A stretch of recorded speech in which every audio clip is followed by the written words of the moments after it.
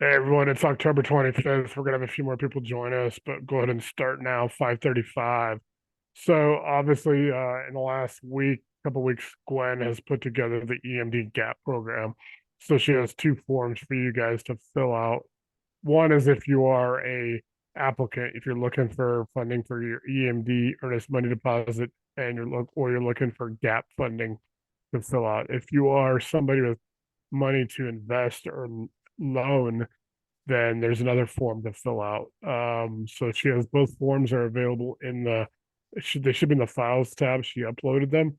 I'm going to go over them tonight. I'm going to wait a few more minutes. I'm going to do scope of work first. I'm going to do 4 or 5 things for scope of work.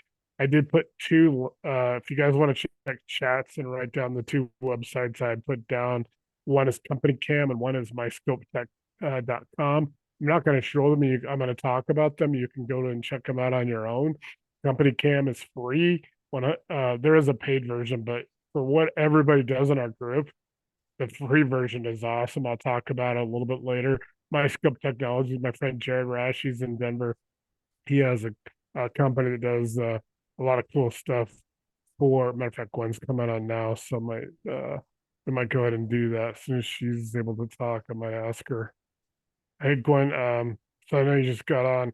I was going to show everybody your two forms, but I'm also going to do scope of work. So I'm not sure if we want to do your two forms, the EMD and GAP forms first, or rehab and wait for we're going to scope of work and rehab. That would give a chance for more people to come on. So I'm not sure if you what you want to do on that. I'm excuse me. I'm open to however you want to do it. So, Okay, you know, let me go ahead and do some scope of work, and okay. that way it gives a chance for more people to come on. So obviously, guys, Company Cam. I'm going to talk about the two links, guys, that I put into the the two links that I put into the chat. My companycam.com is free. You can you can just download it, subscribe. It's 100% free. There is, like I said, the paid version, but nobody in here is ever going to be doing the volume that you need for the paid version, although it's actually pretty cool. You can actually take pictures with your camera phone and sync it up live to your computer where you can build, if you're doing rehabs, you're doing even if you're doing like your due diligence, you can actually do all the photos you need and upload them live and build like you can build a gallery for each property. So it's really good if you want, not only for you for doing it for your internal purposes, but we're talking in the area of scope of work or draw schedules with lenders. So if you have a contractor out there, you can require your contractor to take pictures and you can give them free access. It doesn't cost them, it doesn't cost you anything. They can actually take all the pictures. You could be sitting in your office at your home and while your contractor is taking the pictures, they can be uploading them. So you can sit there and go, hey, to get this week's draw from the lender, but also to pay next week's draw to the contractor and his laborers and stuff. They got to take the pictures of the kitchen this week. So they've got to show the kitchen cabinets being installed, the backsplash, the trim, all the outlets, covers, the appliances being installed, the countertops, all those little steps that are in the scope of work. I'm going to show you a couple of scope of work forms tonight, but you can require that. And like I said, the free version works awesome. So it's a company called companycam.com. There's another company I put in there, and I'm not going to show it. It's myscopetech.com, which is Jared Rash owns it. He owns Metro Construction in Denver. They've done 15,000 roofs and exterior jobs. They have this is 100% exterior, except that they do have insulation scope. So they have roof scope, paint scope, concrete scope. They have insulation scope, gutter scope. They have a couple different packages, and you have to pay for them. And it just depends on how big the property is. You can get extremely accurate takeoffs, which can help you with your contractor, but also could help you due diligence on square footage. The insulation scope is the only thing that will look inside. They can actually tell you how much insulation you should have. Obviously, if you use it for insulation scope, you still need to go in your attic. And Owens Corning makes these little paper rulers. You can get them in the insulation section at Home Depot for free, usually. And you can go in there and put them in, you just set them in your insulation to the floor or whatever, and it may say, then it says, what your R rating is. So it shows you how much insulation you're meeting. So if you order insulation scope from Scope Tech, it'll tell you how much, it helps you do the conversion over to, hey, I need 4 inches to meet R38. So my scope tech also, like I said, it has paint scope, it has gutter scope, roof scope, concrete scope. If you're looking to do patios and sidewalks, it can actually gives you your takeoff measurements. It can also do siding scope. That, like I said, there is a cost to it. They also have a quick one, which is like ridiculous, like $20 or something like that. It may even be less, where you can actually get one on your way to a property if you're going out there to look at a property that you maybe want to wholesale or maybe you want to flip it. You're going out to look at a property. You can actually order that, have it paid, and by the time you get to the address, it can at least it's a quicker version. So it's not going to be as detailed, but it's solid. I mean, so I worked for Jared for like a year, about a year and a half, in his roofing company before I started mine. He owns a big technology company in Denver. They're up on the 50th floor of the Republic Plaza, downtown Denver. So it's some pretty pricey real estate. He has the entire floor. Now he had his other office when I worked for him. So he's built this company that does, they have a bunch of clients. I mean, roofing companies, restoration companies, insurance companies. So I throw this out there because I think it's something that could be valuable to a lot of people in our group as well as the industry. It's just these are two resources, guys, and I mention these every time I do scope of work. Two resources that nobody else is using. If you look at it, company cam for free, go get it, try it out because it's free. You can actually see how incredible the program is. So like I said, companycam.com and myscopetech.com. So those are two resources. I'm going to go into a little bit right now as far as I'm going to show you guys a contractor agreement, and I apologize for being a little crooked, but you guys can copy and paste and make it your own. So this is a really good contractor agreement that is great. It's specific for for this industry. It's not you don't want to use this if you're going to hire a contractor to do your kitchen or do your bathroom. This is very specific to real estate. So I'm going to try to blow it up a little bit just so you guys can see it a little bit better. Um, so obviously, guys, this is just between you and your contractor. And like I said, I apologize for being crooked the way I got this out of my book, and it's like so you guys could just copy and paste, put it in to draw, to Word. But you're talking about the client, which is you, the contractor, the state, and you could change this. You guys can go and change this to whatever it is if it's single family residence. But we have a fee and a draw schedule. We're talking about scope of work. I'm going to show you two of my three scope of work forms. All the scope of work form, guys, everything I'm showing you tonight is in the files tab. So you guys have probably seen this in files tab. I'm just making sure that I go over every maybe 10 to 12 Zooms that we do on Wednesdays. I want to go through this and make sure we got a lot of new people that haven't seen it before. So if you've seen it, I just say it's just, kind of maybe you see something that you haven't seen in it before. So we're going to talk about, what the fee and dress schedule. The contractor is going to charge a fee. Let's say the rehab's going to be 100 grand. They're going to do request draws for completed work only as needed with the minimum draw request. So you guys can, you can put in the minimum what the minimum draws. So obviously you're going to tie it to what your lender is. Your lender is going to break that up into 6 draws. Then you got to work it out with your contractor for those 6 draws. Keep in mind, a lot of lenders don't give you the first draw up front. You have to. It's really pay for performance, pay for completion, and that's what you want with your contractor. There's even a thing where you can even do a holdback, 10% or whatever till everything's done 100%. Anthony, welcome. Anthony's new tonight, so just gonna welcome him real quick. So, the contractors to provide detailed work invoice of work performed. That you want lien waivers, guys, and I do have a lien waiver, but you may have your own that's more applicable in your situation. You want to get a lien waiver on every draw with a final lien waiver on completion. That way they can't come back and they can't go back on your lender. You don't want to have a situation where for some reason you got a shady contract and they try to go direct to your lender and say, I'm not getting. Matter of fact, your contractor should really never know who your lender is, to be honest. You guys want to kind of make sure that that's the case. So obviously detailed invoice of work will show a couple of different scope of work variations that I have. And then I have a third one as well that's longer that is in files tab.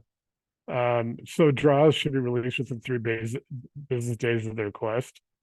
So if they're gonna get paid on Friday, you want to maybe have the draw for the previous week submitted by close of business Tuesday, close of business Wednesday, but I would say Tuesday is usually better. So you want to have all the previous work through, through Monday or Tuesday. You want to require them to do documentation. Are you going out to do an inspection yourself to verify, or are you going to use company cam? If you're a lender, do you require, for your draws to be released to your borrower? Do you have another contractor, an independent contractor, somebody you're hiring to check the inspections? So you are charging your borrower sometimes 150 to sometimes $200 for that inspection.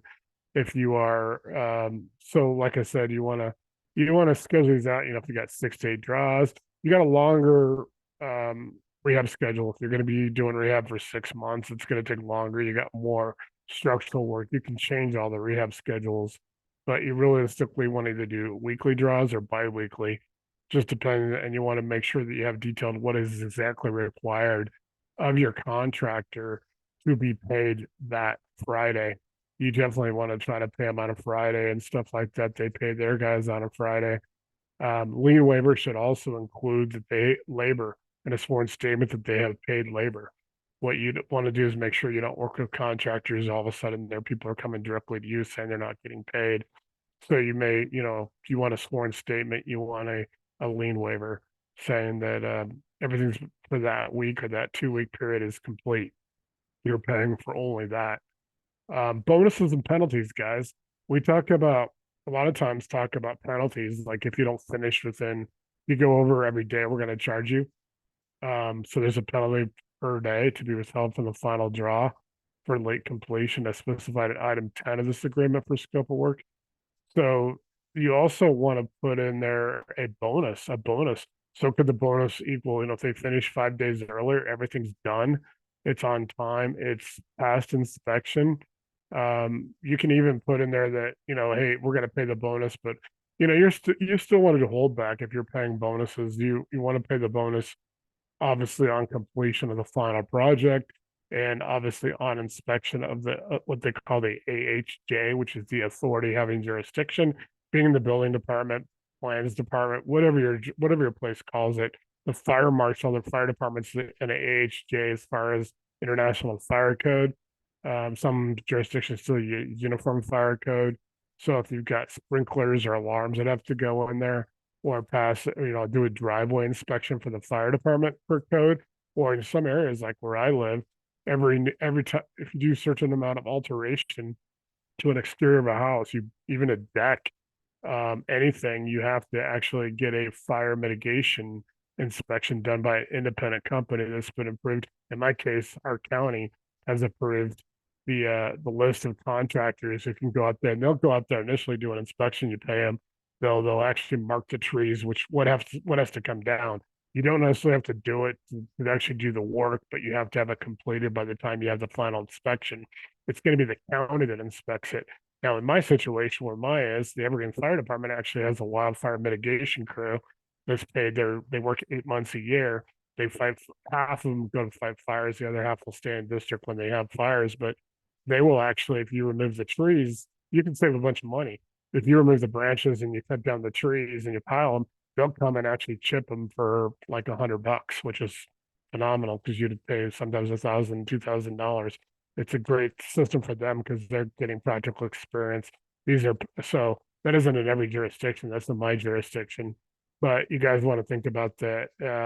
In some places, if you are a wholesaling or doing virtual flips that you're not in your own jurisdiction, you do want to kind of think about having a wildfire mitigation plan in some areas, especially if you're in Colorado, you're in Wyoming, you're in California, Oregon, Washington. You definitely want to have a wildfire mitigation plan anyway. But a lot of fire departments, a lot of fire districts, per the fire code, are now requiring that.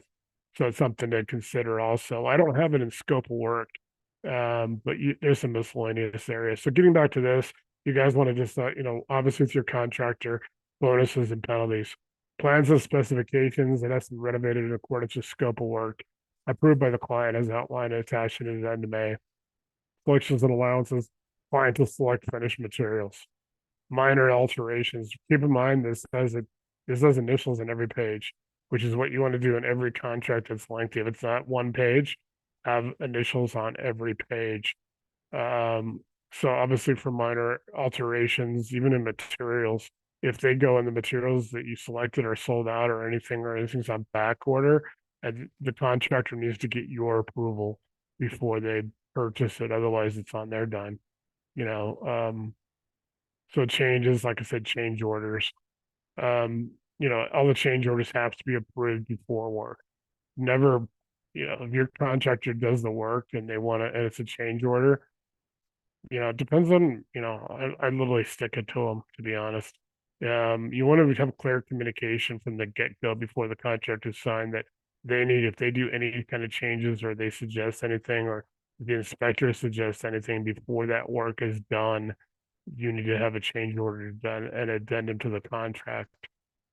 Warranties, are they doing a limited warranty? Makes no other warranty express or implied. You want to make sure you talk structural and mechanical defects. You also want to cover their subs.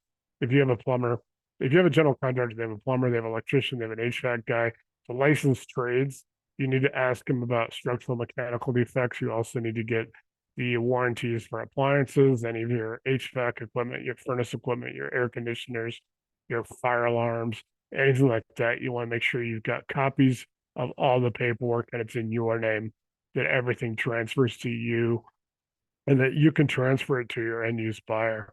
So if you're going to sell the property in a flip, make sure that you can transfer all the warranties to the end use buyer. That way you don't have any problems. So obviously you got warranties, construction compliance. It has to be in accordance with all standards and requirements of federal, state, and local government laws, ordinances, and regulations, i.e. International Fire Code, International Building Code, the Wildfire Code. Wildfire Code is not actually going to be in the International Fire Code. They have a separate thing, the National Fire Protection Association, that has a little bit to do with it, but it's mostly the National Wildfire Coordinating Group. So you guys will see that National Wildfire Coordinating Group, and they work with the U.S. Forest Service and the Bureau of Land Management, as well as a lot of other states. Like Colorado has the Division of Fire Protection and Control. It used to be the Colorado State They combined the Colorado State Forest Service with another agency like about 10 years ago. So you guys want to make sure that if you guys got any fire issues, it's usually the local fire district. It could be the city fire department, but you also may have, like I said, the National Wildfire Coordinating Group. Completion you want a certificate of occupancy no later than when it is. So if they're going to say, hey, it's January, they're going to have it complete no later than March 31st. Put that down there, and then reference back to those bonuses and those penalties. Client will give, contractor will give client advance notice in writing. Insurance. Here's the thing. Make sure they've got liability insurance, workers' comp. You guys want to look at builder's risk insurance. You want to make sure that you talk to the insurance companies about how, if you can transfer the insurance to buyer. Sometimes you can, most of the time you can't. But liability insurance and workers' comp, like in Colorado. So if somebody's by themselves, if you got a guy that's just maybe, it's small jobs. He's a plumber by himself or he's an electrician by himself. They can do what they call a Pinnacle waiver. Pinnacle is a big company that does a lot of the workers' comp in Colorado. They can get a waiver saying, hey, I'm just by myself. I don't need workers' comp. Make sure they got workers' comp. Make sure they got general liability. Guys, don't call the agent, call the insurance company to verify their insurance. That way, because insurance company is not going to lie. You call the agent, it could be a friend of theirs just pretending to be the agent. I actually had that happen when I was in the roofing business. And it wasn't my company that I owned; it was for somebody else that I worked for. We called the guy's insurance company. Uh, we called the agent. They said it was good. So what a lot of contractors that are shady will go and pay like 1 month of a workers' comp. They'll get a 12-month policy, 12 payments or 8 payments or whatever. They'll pay one. They get the certificate. unassuming homeowners don't check. They think everything's good until you have a problem. And then, hey, this guy hasn't didn't pay his payment. I don't know how they last like year after year after year, because if you keep changing insurance companies to do that, eventually you're going to be in the system. But guys, I'm telling you, just and you want to recommend this to everybody you're in business with, all the insurance carrier, not the agent, to verify safety. Make sure they have construction sites are safe, hazardous and potential dangers. Make sure they lock up any kind of flammable liquids, combustible liquids, things like that. If they do cut down trees and branches, they have piles that are that are out of that aren't in the grass. They're over dirt in areas. All make sure they have helmets. And it's a pain in the ass, guys. I know it's like to do residential, but ask them if they have safety vests, they have harnesses. Make sure they have harnesses if they're doing any kind of tie-ins, if they're on the roof, if they're doing trusses, if they're doing anything like that where they're elevated. Usually the standard is really like 10 feet and over. Make sure they've got harnesses and safety equipment and stuff like that. Make sure they use gloves when they cut. I'm going a lot of little stuff, guys, but it's like I'm trying to help you guys protect yourselves, and then have your contractors protect themselves from stuff. It's just smart. It's not an asshole thing to do. It's smart, and work with them and help them. And especially if you get you start getting crews that are like maybe they're coming from Mexico or Central America, and they don't speak a lot of English. Try to work with them and teach them about safety. Teach them a little bit about OSHA. They can protect themselves, things like that. Liability. The contractor is going to indemnify, defend, and hold harmless client. This is just speaks for itself. That's insurance again. Loss of fire, other perils. There was just a building in Denver, especially in Lakewood, that just burned. It's actually burned like 3 times. This whole division, this whole like new development, 3 different buildings out of like the 9 buildings have caught on fire. Finally, the fire department went to the state and got the contractor shut down. Walkthrough inspection, guys. Here's your walkthrough and final. You actually want a walkthrough inspection on all your draws, but like I said, you guys can do that with company cam. You really can't do company cam on your final inspection. You need to walk through, you need to check things. Another key thing to do is when they're framing, guys, is check this, and I forget, you want to run like get one of those big the measuring sticks, the levels, and run it like kind of putting it in my hands, but run it kind of horizontal when the studs are going vertical, and run it on there and see if any of the studs bow, because then they can be pulled out and flipped around, because you want a flat surface wherever, you want to make sure that they're putting the studs in right when you guys are doing a framing inspection. But you guys want to do a walkthrough, and then the final payment will be withheld until the punch list is done. And that's where you want to talk about, hey, there might be a bonus if you don't have a punch list. There might be a smaller bonus if you have a punch list, but you get it done in time. Things like that, guys. Incentivize it, just like you guys would punish them if they screw up or they do something wrong.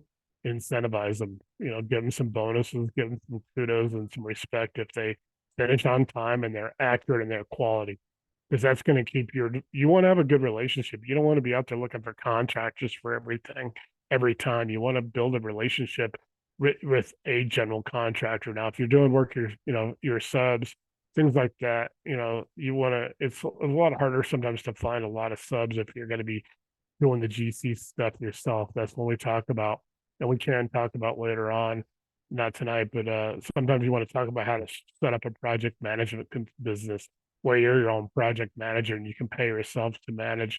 You don't really want to do that a whole lot, especially if you're doing multiple projects at one time, if you get to be scaling, because you're going to lose track of quality control and all that stuff.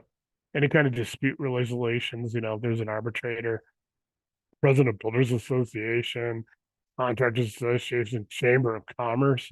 I mean, there's a lot of resources in some areas. Some areas there's none, I admit it. So just thinking you want to offer an opportunity for third party disputes. Who's the signatory, client or contractor? If it's a corporation, partnership, trust, you don't want to have them sign as the LLC like we talk about us doing. They need to sign their name even if they are an LLC.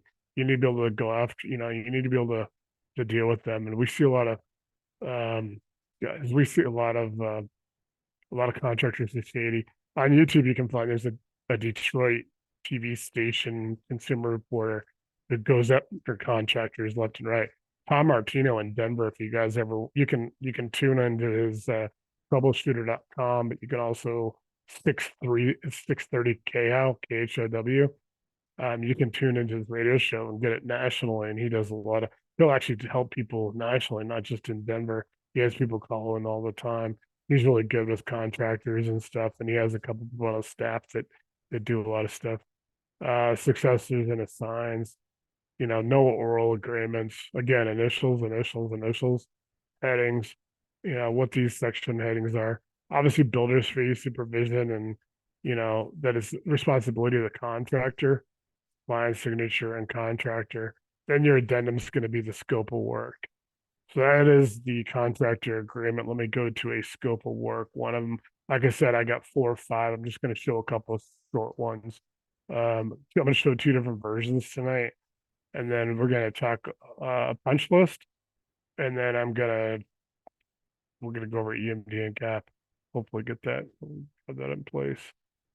I'm going to show you 2, like I said, 2 scope of works. I got 3. These are just the 2 I'm going to show you, just to make things a little bit easier. Because I know everybody's kind of burned out on stuff. So obviously you guys can put your picture and all this information. This is a great, this basically is, a little bit less detailed. I'm just gonna really flip it through it, guys. There's an example one too. You can actually get an example. Um, so this only breaks it into 4. Obviously, you guys need to build more cells if you're gonna go longer. You got but it goes into development costs or soft costs. You can change any of this stuff, guys, or just remember you can go up there and click on it and change it. Exterior, you get a driveway, facade, foundation, porch, gutters, landscape, deck, all that stuff. You got the others. We get into others, you can get in all kinds of stuff. You can get, and this is where you would get into other, you could change it here, right there, click on it, change that to wildfire mitigation. You got exterior, you've got, the others as well, contingency. Guys, we try to recommend 10 to 15% contingency. If you're budgeting 100,000, you might want to budget 110. Hopefully you still come in under 100,000 and that's just more profit to you. And then also we talked about the draw fees. These are what you're generally paying for the draws, 4 draws, wire fees. Some lenders may charge a wire fee and a draw fee, so it might be $200. Well, guys, if you use company cam, you might be able to convince your lender to not charge you this, because you can get them, they can get access to that account and they can see the pictures and get your contractor to take pictures. And I mean, literally, I would take like 150 pictures a draw, just cover the whole thing. If you're going to be doing, you know, draw 1 and draw 2, if you're going to be doing the bathroom, you want to get all the pictures you can, all the cleanup, all the electrical, everything. You want to take pictures. Guys, you can take almost an unlimited amount of pictures these days than you can on company cam. So this gets us a really good, really good system. This kind of here gets into a little bit more of an example in this one, so you guys can see, how it breaks down once you actually start adding the numbers. It's easy. It's full and fillable. You guys can make these really quick. They put in 5%. I don't know. I'd almost go 10. This is payable. This is a ground floor. This one was done for ground floor, which is one of the lenders. So you guys can see the different percentages. It's pretty simple. I think it's actually a pretty simple one. So I'm gonna show you one more version of a form, and then, like I said, the one that I like is that longer form, but I didn't really want to go into it too much tonight because we got to talk about the EMD and Gap and stuff. So let me get this one's a little bit more. And then for you guys who are new, I kind of sometimes have a little glitch where I have to hit these twice for you to see them. This one has 5. You guys could always, make these longer. You could always, once you know how to do Excel, you can break these out, or, you could do draw 1 or whatever. You can do these also with your lender, you could have 5 draws, but as your contractor, you could have 10. You can break it up that much. This one gets a little bit more, stages and stuff.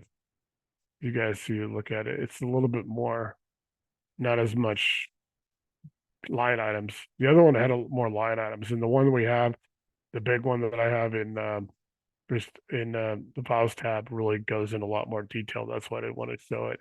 I'd actually have to spend a little bit of time on it, but it's actually the better one. This one's like maybe if you're doing a smaller project. So you got the estimate cost, and then you got the actual. So that's a good thing. The estimate plans is going to be $2,000. It ends up being, $1,500. So you can actually do that. So like I said, this one's just really like I said, I would use this one if you're doing just a small, simple cosmetic. You're changing some, maybe you're cleaning the cabinets up, maybe some new hardware, new outlets, new appliances, maybe changing some flooring.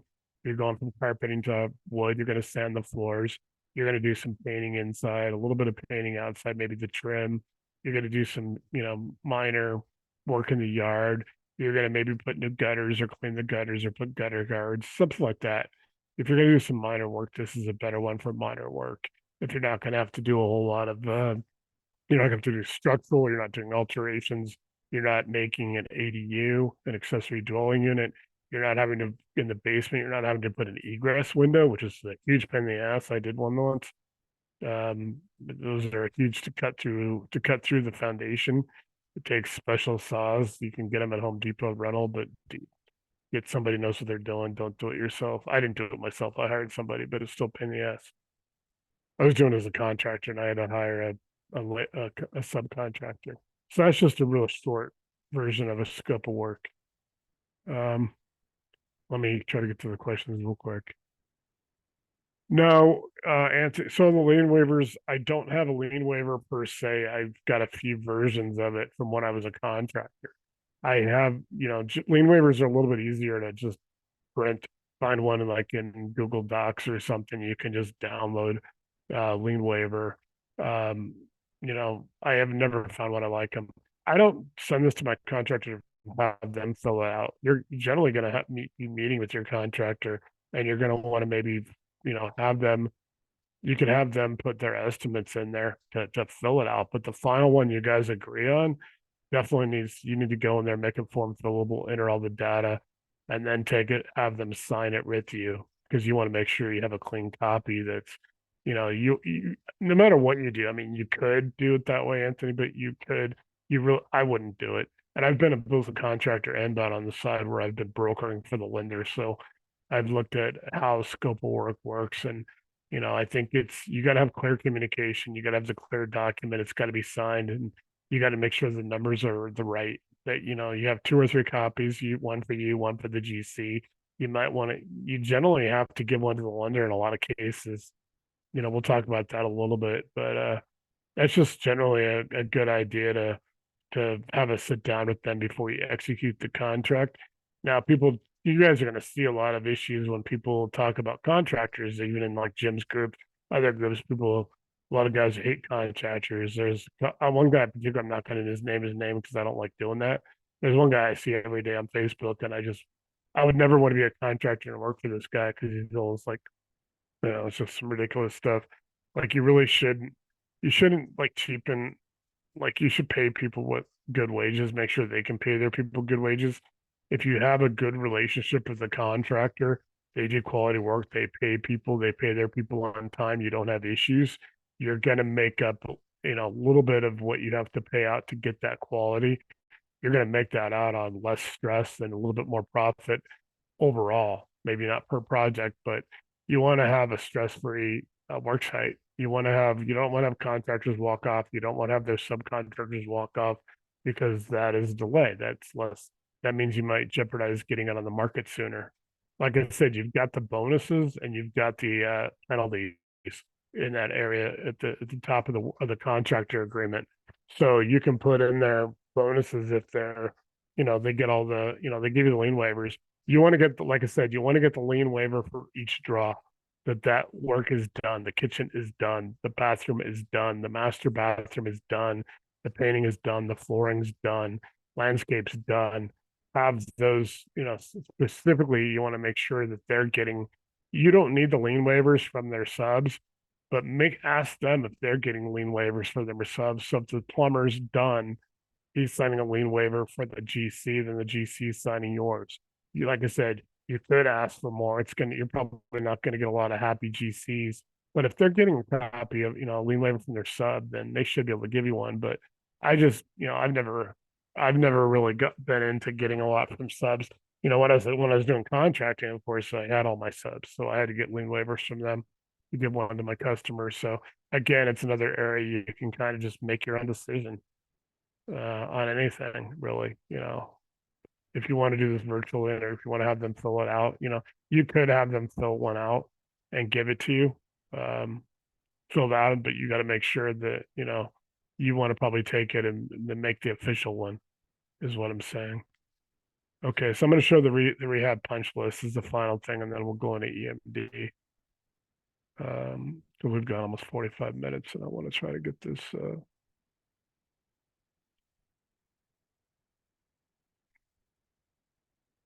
This one's just really simple.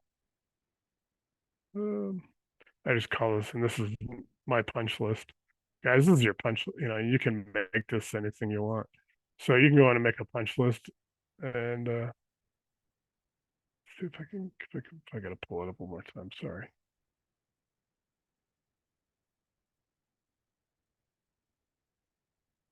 So here's your punch list document, which is great. So you start at the kitchen, guys. What the status is, notes. So this is just something to go through and GFI, make sure everything's GFI these days, make sure they're GFI. I'd even, have them take a picture of the inventory or, get the materials list. It's Here's the thing, I'm not gonna make a recommendation to you guys on materials, like how to manage it. If you're gonna buy all the materials, if they are, it's hard because some contractors have have relationships. Like if somebody's a roofing contractor, I'm gonna trust a roofing contractor to go through like ABC Supply. You guys watch like NASCAR and IndyCar, they have ABC has those cars. You'll find ABC Supply in most jurisdictions, most places. You'll find there. So, but there's some areas where you definitely want to be buying the materials and you want to verify they're getting GFI outlets, that they're getting certain things that are required. Um, that everything's kosher. If you're getting countertops that are the way you ordered.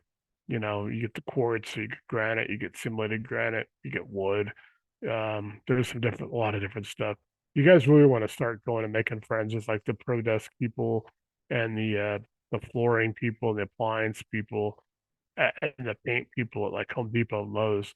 We talk about a lot. What you want to think about doing is setting up a management business, separate LLC. You get a contractor account at Home Depot, get one at Lowe's if you got Lowe's, get one at Ace, get one at Sherwin-Williams or Benjamin Moore. You got your own contracts because when you do buy your own materials, guys, you can save a lot of money. You get a lot of incentives. You also get 60 days, same as cash, sometimes 60 days financing, 0%.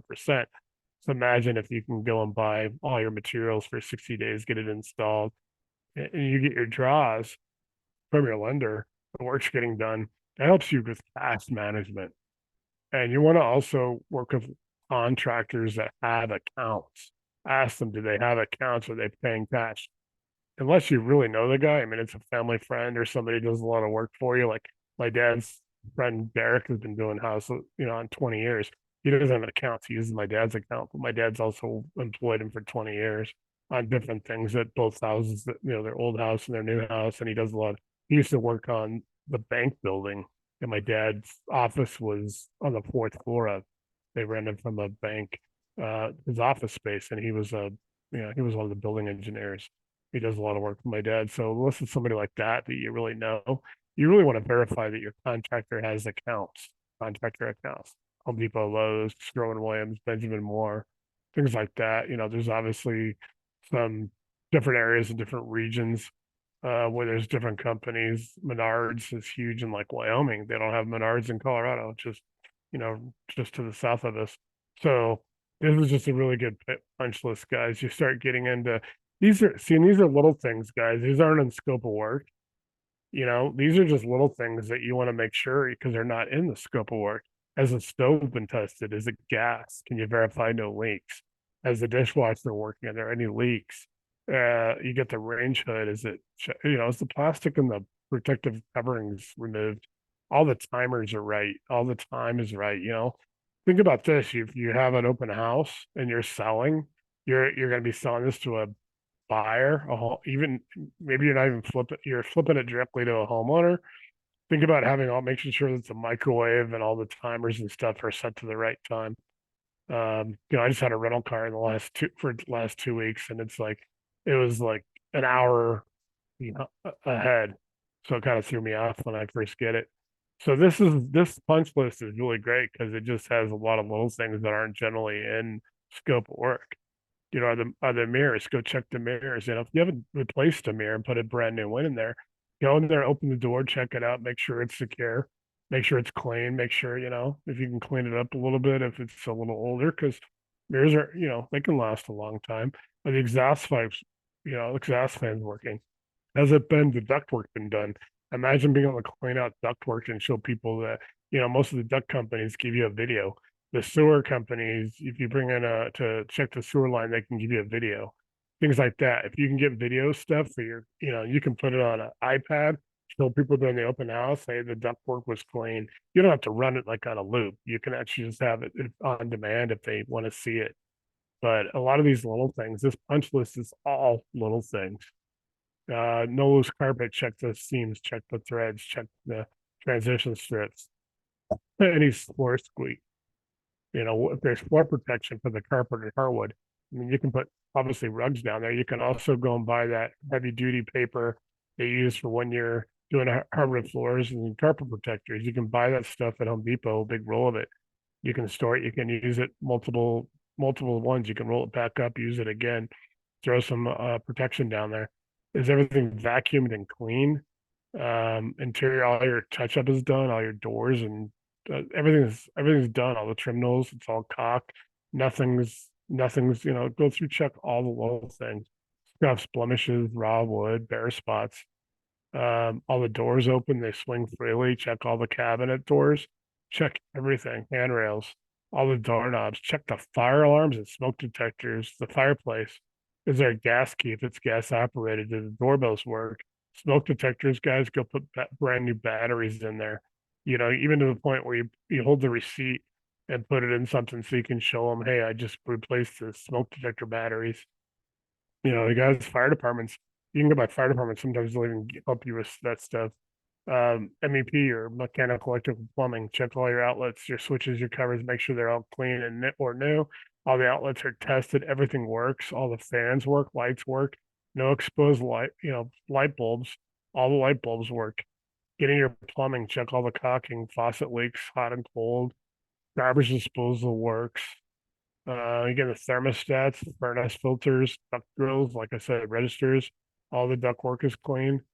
Um, if the roof, go check the roof. Is there debris on the roof? Can you just is there like leaves or needles out there? If you get leaves and needles in my town, you'll actually fail on the roof. You'll actually fail the wildfire inspection. The roofs have to be clean of that stuff. Doesn't matter if the leaves drop the next day, but when the inspector's out there, they better not be on there. If you got a chimney cap, make sure the chimney cap is on there. Gutters, downspouts, all that stuff is done. Power washing of the siding. Have you done all the, check the siding, any of the exterior painting, touch up all your door hardware, entry doors. Do you have alarms? Make sure that all the alarms work. Test them. If you got cameras, make sure the cameras work. Make sure they're all secured, they're all properly screwed or attached. Windows are open, they can freely operate. Your caulking around your windows, all your decking and railing, all your joist hangers, lag bolts. I mean, if you've got a deck, go look up and see if there's any lag bolts or any bolts, anything missing, that could be structural. Your fences, all the brushes, all the bushes and shrubs are good. There's no seams coming up on the grass if you put sod in. All your trees are good. Your fence is good. If you got a mailbox, make sure the mailbox is good and the numbers are on. Shed repair, general site debris and trash cleanup. That's just a really good, simple rehab punch list, guys. Nothing too difficult. So, anybody have any questions on that stuff? Cool. Doesn't look like it in chat. So going, I'm gonna go ahead and bring up the first of our two forms, guys. So, you guys got any questions for Gwen on the EMD and Gap? Let me turn my light on real quick. Oh, I forgot to do that again. Um,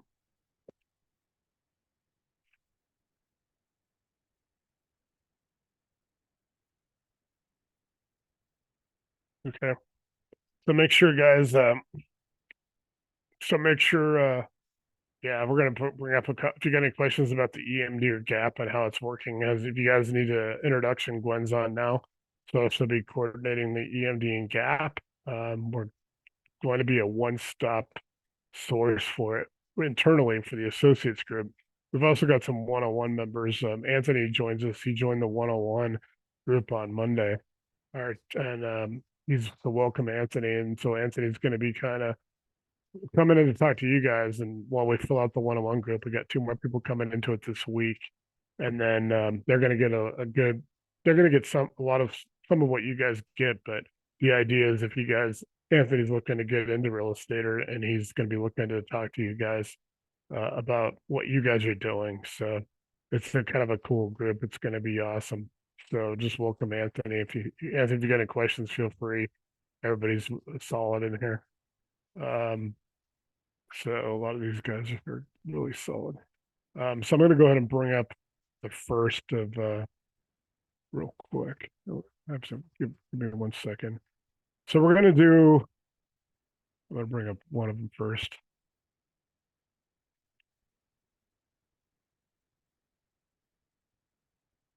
Hmm.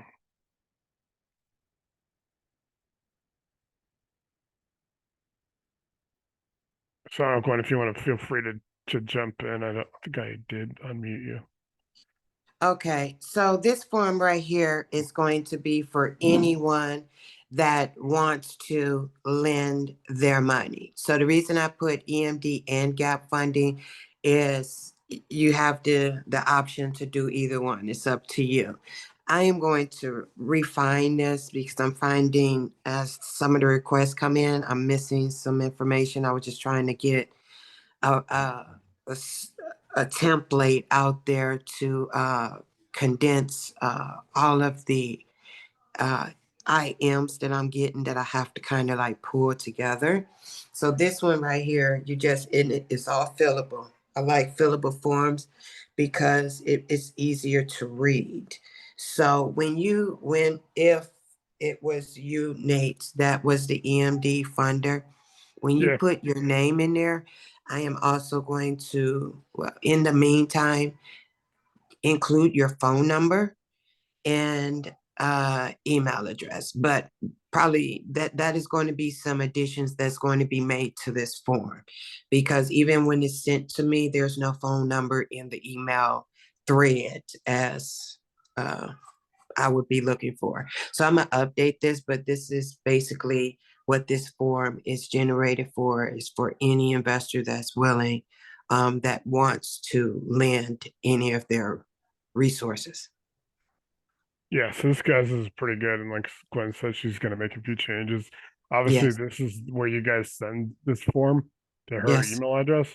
So, Yeah. and then Gwen will be coordinating all the EMD and Gap deals, and then she'll be using a title company of her preference for right now until we actually have all the kinks worked out when we can get more. We have to make sure the title companies and the escrow agencies know how the repayment works. That is critical. Everybody's asking us about how you get repaid if you are investing or lending. We're using the terms investor, but if you are lending, just to be a more common term, how you get repaid on EMD at closing. Gap is obviously a different animal. So you could have it out to 3 to 6 months, 6 to 12 months, could potentially even be out there longer. But people, I'm just telling a lot of people you don't really want to have a gap out longer than a year because you're going to pay a lot of interest that you don't need to pay. So we're always trying to find a better way to do things. We're trying to find a way to put a square peg in a round hole, so to speak, where we can make little changes, subtle changes. Casey's company is really good at that because they got 159 lender part, actually more than that. But with all the people we have, the associates in here, whether it's life changing, or whether it's Willie's brokers for some, semi brokers for some, everybody. Erica has some. Gwen's got her connections. We got a couple of lenders coming on board. We have more lending opportunities than almost anybody that I think of. I think that's really awesome, and it all came organically. So I'm looking to be really kind of just filling the gaps at this point, and I don't think there's any obvious gaps in our lending programs. But if you guys want to take a look at this real quick, then we'll bring up the other form. We'll go through the program more, and then we'll probably be done in about 20 minutes. I don't want to go too much longer tonight. But this is just generally, like I said, want to make her changes. We'll make sure we update everyone. We delete this one. I'm gonna try to delete like duplicate forms in the files tab and also make sure that everything is current. So only the current form is. So as soon as she has the update, we will delete the old version, and we'll make sure that you guys are well aware that the new version is there. And like I said, you guys want to make sure you have her email address and where you can send all the deals. And then, so this is a really good form. So, like I said, it's and like Gwen said, it's kind of people send a lot of information. It's I use the deal background details sheet. I can cover that next week or something. If you guys, it's actually in files tab when I send it out when I'm brokering a loan, because people just do not send information. I get it because some people don't want a lot of information going out when they do initial contact. But guys, the more information you can give Gwen, the faster she's going to be able to find your EMD loan or your gap. And it's so you want to be very thorough on information, what your exact needs are, what the exact amount is, what the exact time frame is, and really even what the exit strategy is. If you're going to be flipping or if you're going to be doing something like that, we like to know. We'd like to have as much information because none of that, if we get the information that, hey, we might be able to find a better solution. We're always looking for the best solution for funding and investors and all that stuff, making sure that you guys have the best deals out there. That's why you guys join this group. So that's just the first one. I'm gonna pull up the second one, let her explain it, and then we'll go over it. We'll just talk about it some more. So that is one. That is the intake form if you are investing or lending your own money. I have a quick question on that. Yeah. So if everybody's sending in that form, say 40 people, and then 5 people are asking for EMD, how are you choosing who's going to be able to invest into that? It's going to end up being deal specific for one. For two, there may very well be opportunities where you may have several people putting their money together in a syndication on a deal too. So it's multiple level and it's based on the deals that are coming up. The other thing is she'll get in touch with you if she sees something that's comparable to what you're looking to do. There's just another reason why you need to be as accurate as you can on these forms. And then there'd be opportunities to update it, in case you want to change a few things. But the other thing is to get it in there as soon as you can so that she has a chance to put the database together and be able to get in touch with you directly to make sure that everything's correct and that, you understand the process. That's very important at this stage. Again, this is kind of like the dress rehearsal I was talking about. These are some of the things that we need to work out now before we start getting a lot more retail people coming in needing money. We still have, to quote a certain individual that I know, an awful lot of business, but we don't have enough participants to make it work yet, which basically means we need more of y'all to put your information in here and get active on the money side. So I've said several times that you guys need to all call each other and talk to each other. Well, there's a reason for that. There might be a situation where you may have to work together as a team on a case. Well, nobody else is doing that, but it's very valuable in some of these instances. So this is where this is where the standing on the sidelines ends and where you actually have to start getting everything worked out. Get to know everybody that's in the group, what they can and can't do. If you got something that comes up your way outside and you need some help, you'll know who to pick up the phone and call. First person would be Gwen, because she knows how to get in touch with everybody. She knows how this thing works inside and out. So that's it in a nutshell. Make sure you And guys guys, get it as soon yeah, as possible.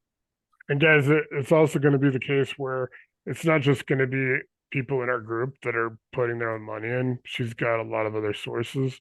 As more sources develop, there's going to be, you may not know the person that or who's going to be investing their money into your Gap deal or your EMD. A lot of the associates will be doing probably more EMD at first because we got a lot of 20 or so that have said they've got anywhere from 5,000 to 100,000. But it's a case where, in any case, what's going to happen, I mean, Gwen can explain this more.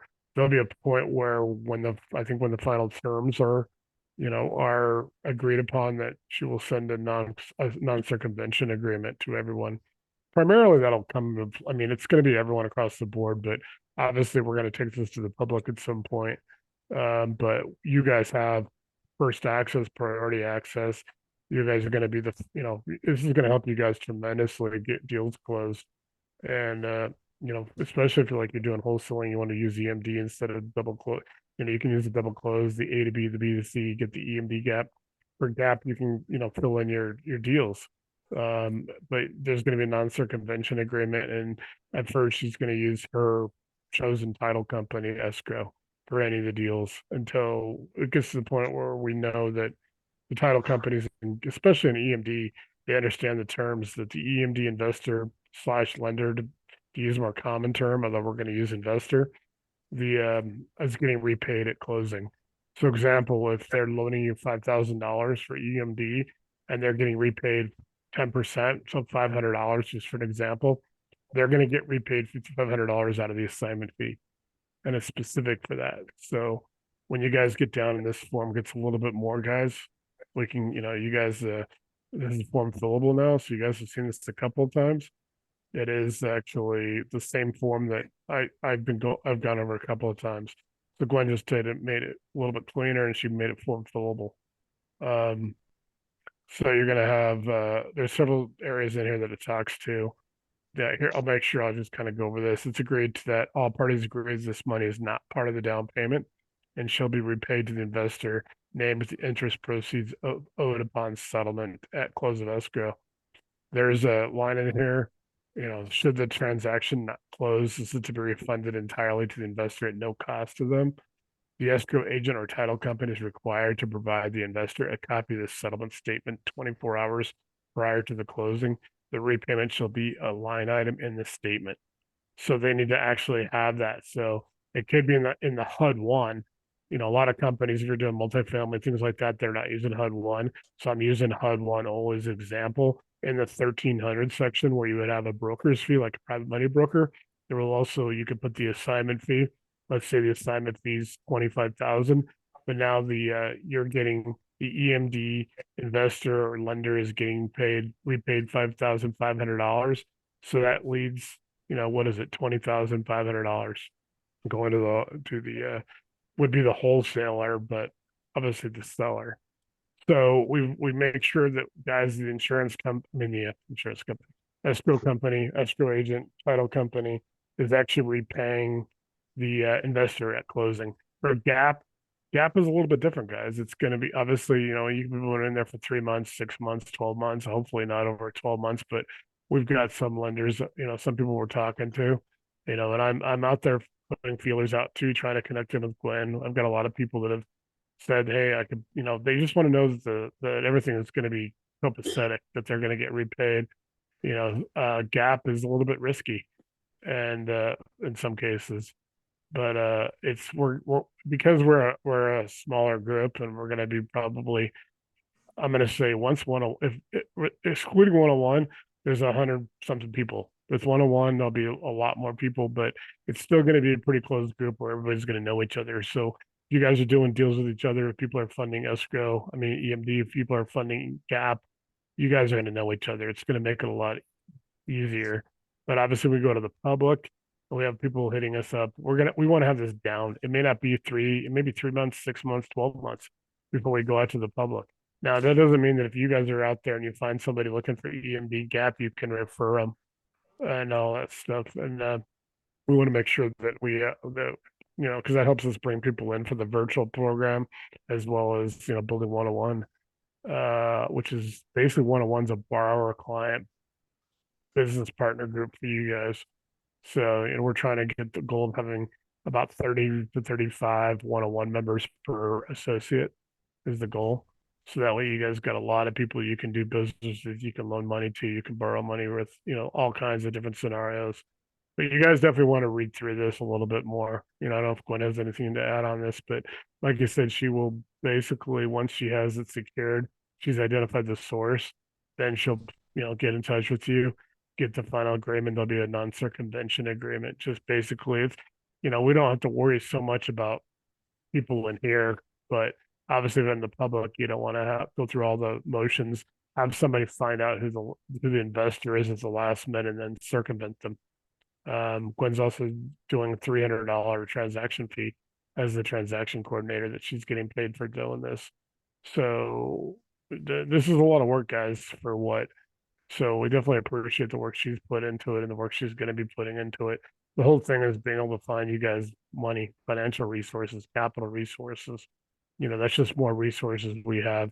This happened organically. We started talking about this in June, July, and I targeted being able to offer this in October. We're here. We can offer it. We do have associates who have already in the process of getting with her and getting going.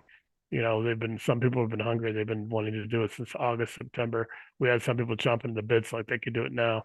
We didn't want to have them do it now because I wanted to make sure that everybody was 100% ready to do it and to do it, because it's you guys can see out there if you go to Jim's group. And by the way, guys, I'm about to become a sponsor, a platinum sponsor of Jim's group. He'll have 400,000 people in it by the next couple of weeks. We'll have a 500,000 people in his Facebook group by probably mid to end of first quarter 2024. So I'm gonna be a sponsor in there. And one of my things I'm trying to do is bring more resources, capital resources, money resources through that sponsorship, as well as being able to, so it's basically everything that I do in those groups is to help you guys and all that stuff. Obviously, we'll have the virtual program launching soon. In January, February, I'll start making the videos in December. I've already got about 10 to 12, about 12 tracks. I've got the outlines done. I'll have them finalized the first week in November, send them over to Kevin and Jesse and Chris Galicki. We'll have them all ready to go. And then I'll do the initial tracks, and then Chris Galicki's probably going to take over being the director, whatever, starting maybe second quarter after maybe mid 2024.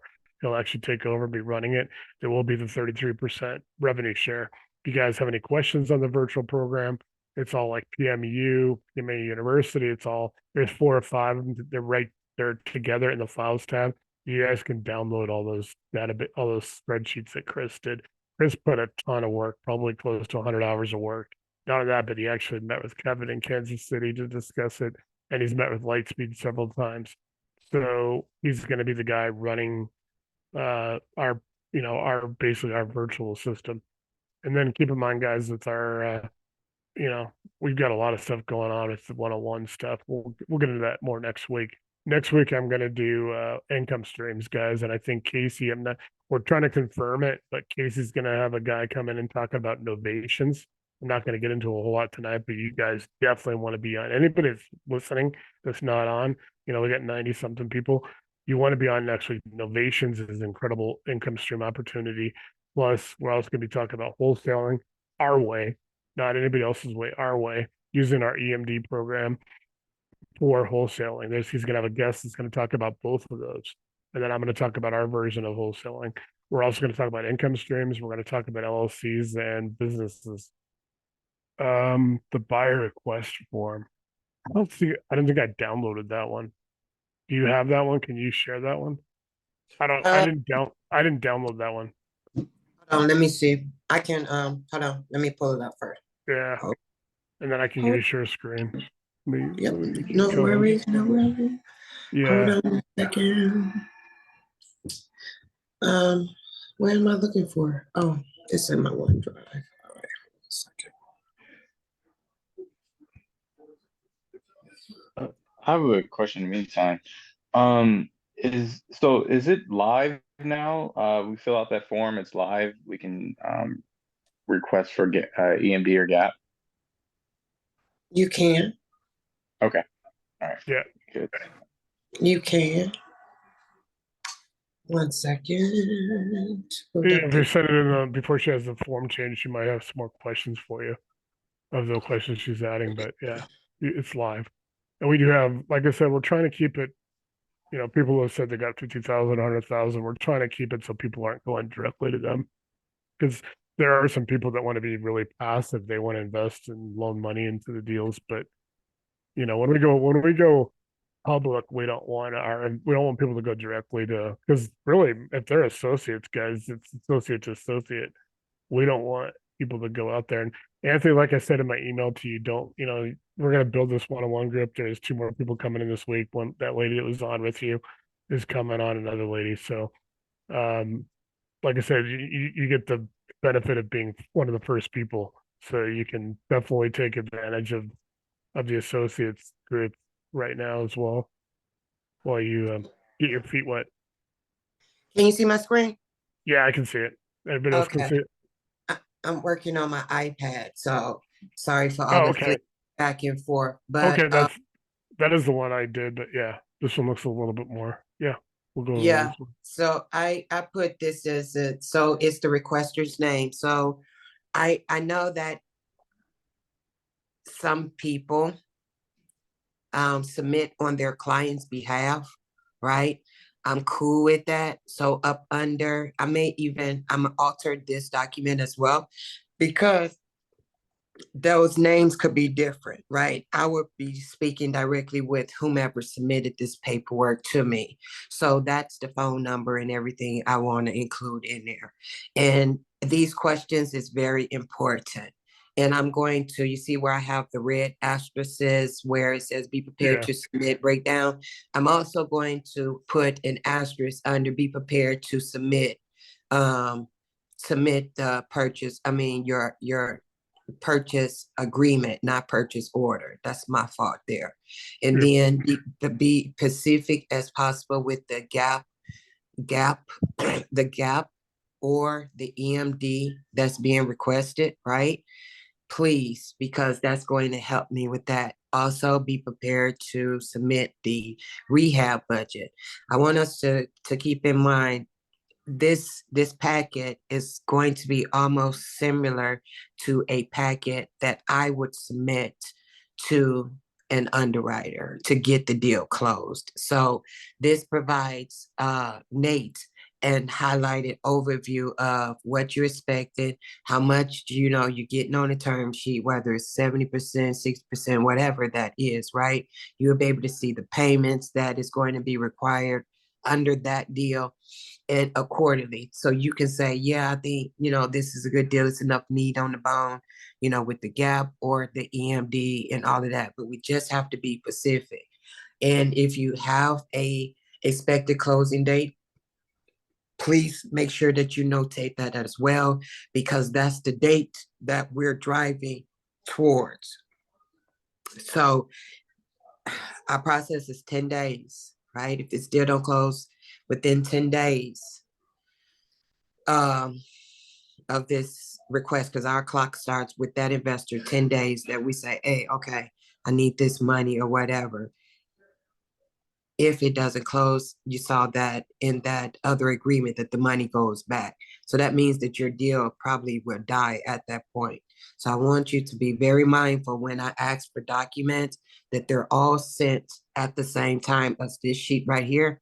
So I can have a full view of the request, be able to have an idea of whom I'm going to send this to, but to be able to intellectually talk to you about your deal on the phone rather than me having to pull teeth. I don't want to have to do that.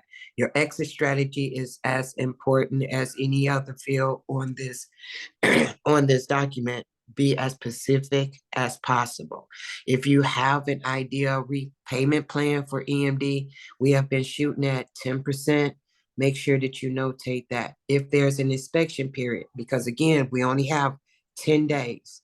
I would prefer to contact my EMD person after term sheets, almost 7 days if there's an appraisal, right? Because I know that it takes an appraisal, they have 7 days to submit it back to the lending source. So I want to be in day 2 of that 7 days, which would then accomplish us enough time in those 10 days, if that makes sense. If not, we can talk about it further.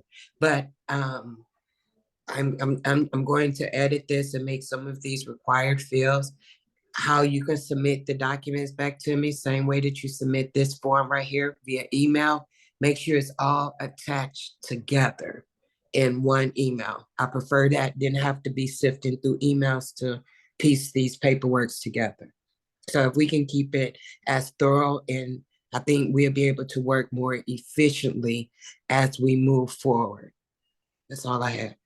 Yeah, and guys, you want to just send her all the emails. You don't have to CC me on them. She'll, anything that we have to that Gwen needs to talk to me about, or Kevin, we'll talk amongst ourselves. Don't post these in the group.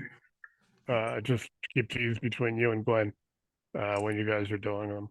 So that way, it's just basically just to make sure the group isn't cluttered. There's some things I have to fix in the group. There's some reorganization where the previous videos are. For anybody that's kind of new, you can go if you can find the chats link, which is not easy to find. It's there. It's in the group. You can pull up a lot of videos through about June and July. I've been a little lax. I mean, we post the videos. I'll post the video tonight. So like Anthony, your name. Anybody that's new, the guys, I'll post the video tonight. Sometimes I'll post it the next day. We did not do a recording on Monday night. That was just because we only had a few of us, and we just kind of talked internally about some of the inside stuff we're working on for tonight, for the gap. But I'll try to post the video so you guys can see it. I owe you guys basically reposting into the chats, all the chats, the Monday and Wednesdays going back till about July. I think when we got a little bit busy, because guys, we took that kind of break around July 4th. And then for housekeeping, guys, we are going to, I think, December 12th. Obviously, we're taking Thanksgiving week off for Wednesday nights. Monday nights is every Monday. We're doing that year round, except for if it's Labor Day Monday, Memorial Day Monday. If it's a holiday we're celebrating on a Monday, then we'll always tell people, but it's every Monday. And then yeah, so if you guys got any questions, otherwise, I think tonight we had a good thing. I'm just gonna really quick do a little round robin, check in with everybody, make sure everybody's I'll just go left to right. So Doris, how are you? I know I talked to you Monday. Yes, Cool. Everything good? You feeling better? yes. I've been a good kid. No, I know you said Monday you were sick, so I was like, I Yeah. just want to make sure you're good. Yeah. No, my asthma flared up because of the weather. Yeah. You No, know. I'm fine. Hey, just Yeah. checking on you. But I appreciate it. I definitely Yeah. appreciate it. Can't have too many eyes on me. We Gwen, I think we believe that we got the LLC done. We're waiting for the great state of Pennsylvania to say yay or nay at this stage of the game. Cool. So All right. hopefully in November, I'm ready to go. All right. Good news. So I'll go to Zeke. Zeke, how you doing, buddy? I'm good. Cool. Any projects you're working on? Anything? I just got a memorandum for a storage facility here in Casper. Oh, okay, cool. So I'm gonna check into it and see what I can do there. All right. Let us know. Let's see if we can get you some funding from our groups, We'll from do. our people. Talk Yep. to Casey, because I think they have pretty good deals on pretty good rates on storage for their loans. Okay. Yeah, I think he can help you with that. Chris, how are you? Good. Cool. Just checking in. I was just chatting with Gwen a little bit before this. So as soon as she sends me the intake form, I'm going to get that back to her for the EMD lender investor Cool. version. Definitely appreciate it. So definitely looking forward to that, and that'd be awesome. Cool. Matt, what's going on? How's it going, everyone? Pretty good, man. Yeah, everything is good. Reached out to everybody. Reached out to Casey and Gwen, and very receptive. Appreciate that. These contacts are made available to us. Yeah. Cool. I appreciate it. Let me know if you need anything. Now, guys, Anthony, I'll introduce you. I know you talked earlier, you asked some questions, but guys, everybody, Anthony joined the one-on-one group. He was on our one-on-one call on Monday. So one of the advantages to being one of the first people, like I just said earlier, is I just, so he's not lonesome in that group. I've invited him to participate as a guest on on our associate. So everyone wants to welcome him. And then Anthony, you want to talk to us what your background is and what you're looking to get out of everything? And Yeah, absolutely. So I've, so with my real estate experience so far, just wholesaled a couple deals, have my license in California. Don't haven't really used my license like that, mainly just for data. Um, Now I just currently starting my first flip. So I'm starting my first flip in Jacksonville. We're 2 weeks in, so the second weekend. Everything's going pretty smoothly so far. Found a pretty solid contractor working on my first draw. Working on getting the second one under contract within the next 2 weeks. Back up on a couple, so I know someone's gonna fall out. So biggest thing for me is networking with everybody here, same mindset, like-minded people, and being introduced to different ways to invest in real estate. Even on Tuesday or Monday, like Nate talked about being a corresponding lender and how that works. I've never heard of that, and it was just good insight and information that I didn't know before.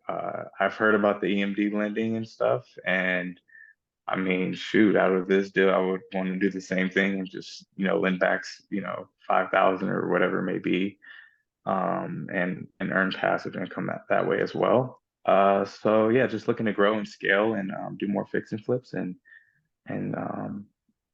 meet different people. and you will definitely want to reach out to Casey Hagedorn. I'll make sure I'll connect you guys in the next day or two.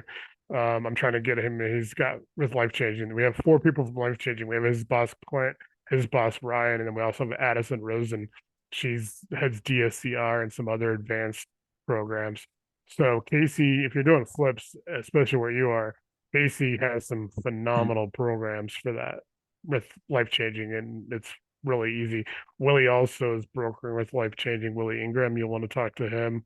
Yeah, those are the people as well as Gwen and some of these other people, are gonna be invaluable too. So I'll make sure I connect you in the next 2 days, with tomorrow or Friday with Casey. He still works a 9 to 5, in addition to working with Life Changing. So sometimes, but I'll make sure you're connected with him because for what you're doing, Anthony, he's gonna be like your BFF, man. Yeah, Casey's going to get a lot of your deals funded. Then you're doing a wholesale like the EMD, then you obviously want to work with Gwen on that. So you can wholesale the way we're doing it. And you can do the A to B and the B to C.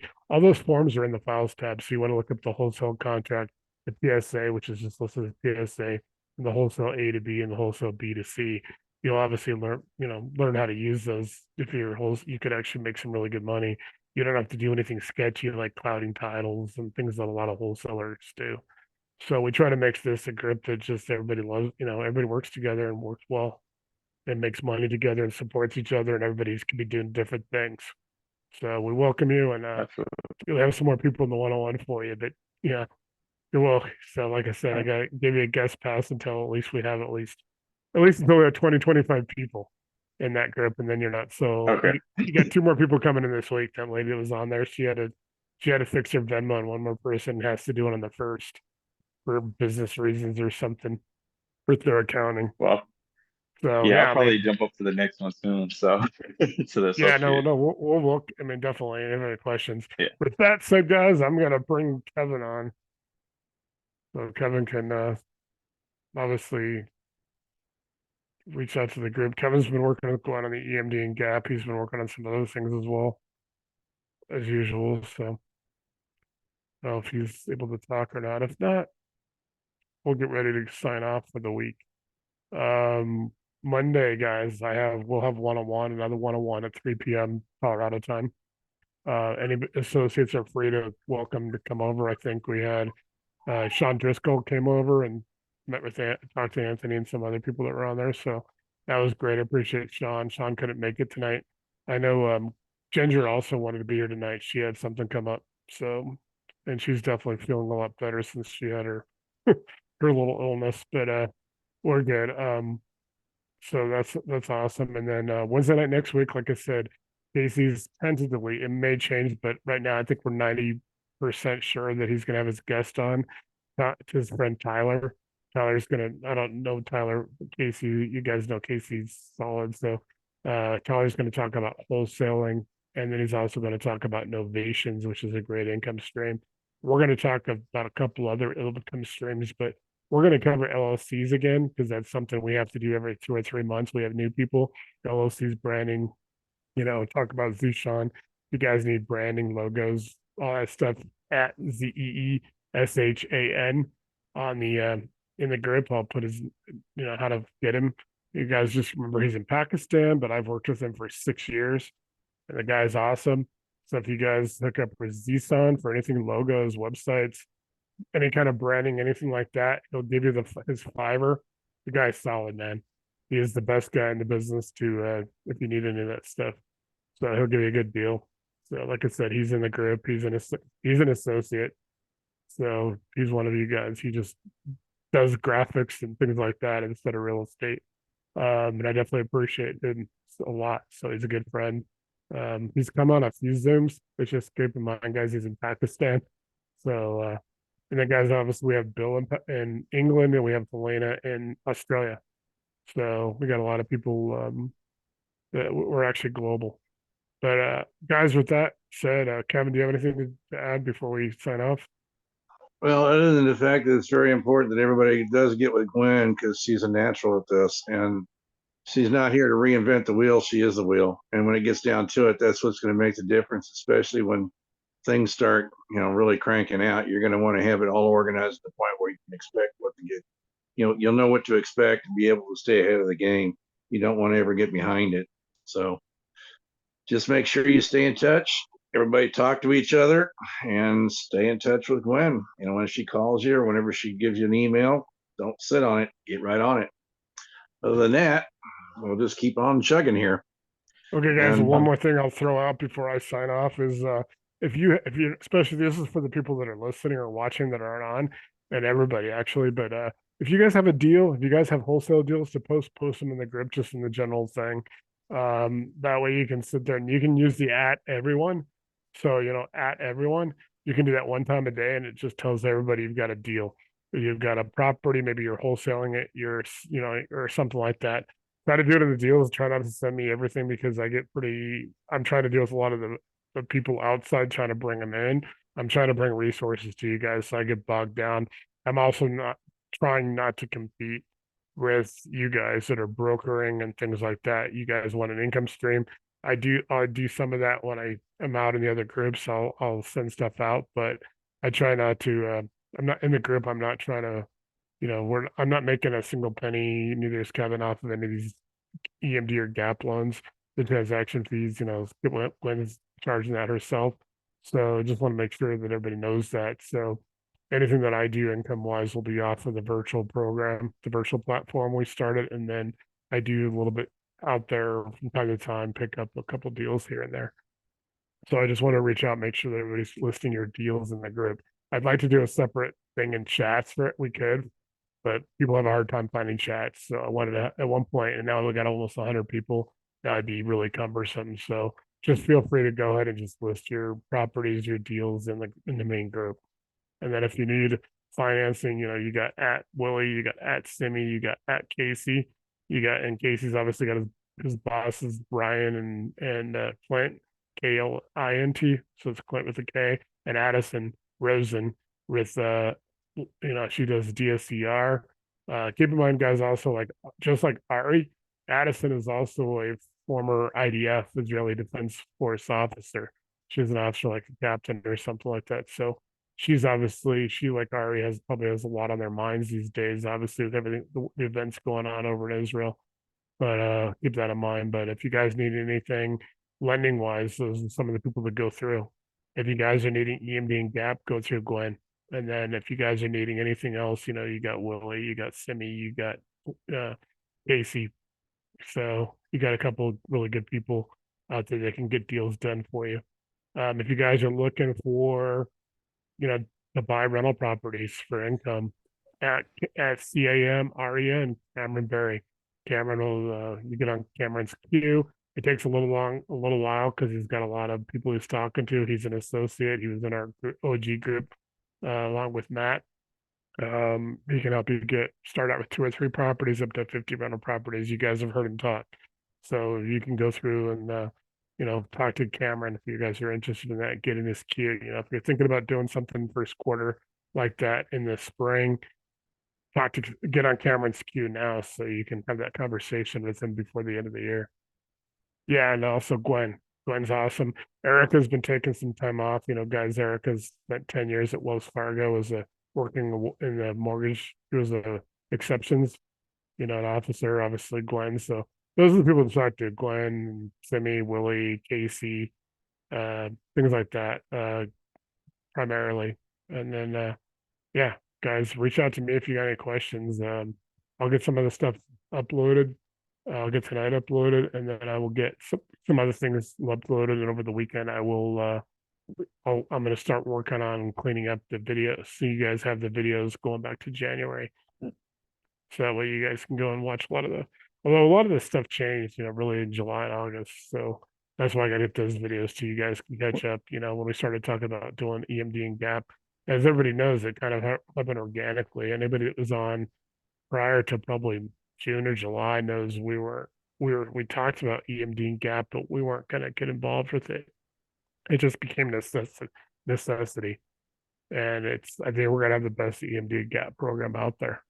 So I think that's a credit to Gwen. That's a credit to everybody, you know, that we've all been able to put this together, because it's not just me.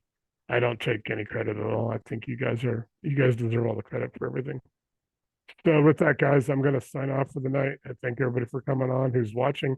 I think everybody's going to watch the video who's not on. I know people have 9 to 5s, people have children, school, a lot of stuff going on, sports, World Series, things like that. Talk to you guys later. Anybody has a Have a question? good night, good weekend, everybody. Yeah, you guys know where to find me. Like Thank Coach you. Prime says, I ain't hard to find. Good night, Gwen.